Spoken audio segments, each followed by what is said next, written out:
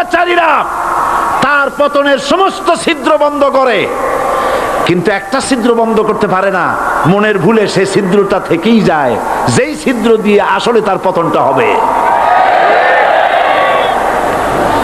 ক্ষমতায় গিয়ে মনে করে চিরকাল ক্ষমতায় থাকবো। ভারতের প্রধানমন্ত্রী পণ্ডিত জওয়াহরলাল নেহেরু রাঁচি পাগলাগারদে গিয়েছেন, মেন্টাল হসপিটাল। পাগলেরা নেহেরুকে দেখে আশ্চর্য হয়ে গেছে, এত সুন্দর মানুষ, মাথায় কিস্তি টুপি, গায়ে শেরওয়ানি, মুসলমানি ড্রেসই আলাদা। যদিও তিনি হিন্দু ছিলেন, পরেছেন মুসলমানি ড্রেস। শেরওয়ানি কাদের পোশাক? কাদের পোশাক?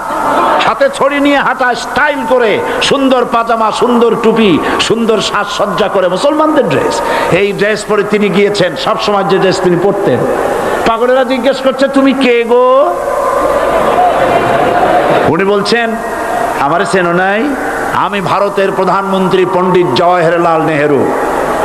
পাগলেরা বলছে, ও সেই কথা। আমরাও যখন এই হসপিটালে আসছিলাম, এই তোমার মতো লম্বা লম্বা কথা আমরাও বলছি। থাকো আমাদের সাথে কিছুদিন, তোমার মাথাও ঠান্ডা হয়ে যাবে। ক্ষমতায় যারা থাকে, ক্ষমতার মোহে চতুর্দিকে অন্ধকার দেখে, মনে করে আমার পতন আর হবে না। কিন্তু তোমাকে বুঝিবে যে গোকুলে বাড়ি শেষে। গাড়ির চাকা সব সময় উপরে থাকে না। গাড়ির চাকা সব সময় উপরে থাকলে গাড়ি তো চলবেই না। গাড়ির চাকা ঘোরে বলেই তো গাড়ি চলে। সুতরাং এই উপরে, তোমার চাকা উপরে এখন আছে বলে, তোমার দলের চাকা উপরে আছে বলে যারা মানুষের উপরে জুলুম করছো, আলেমদেরকে ধরতেছো, মুসল্লিদেরকে ধরে ধরে জেলে ঢুকাচ্ছ, সময় আসবে এমন ইন্দুরের গর্ত পালাবার জন্য।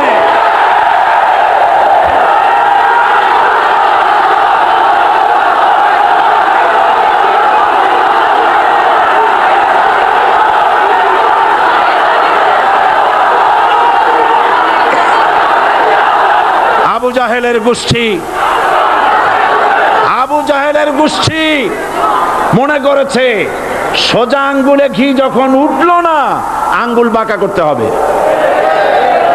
শুরু হয়ে গেল অত্যাচার, শুরু হয়েছে না?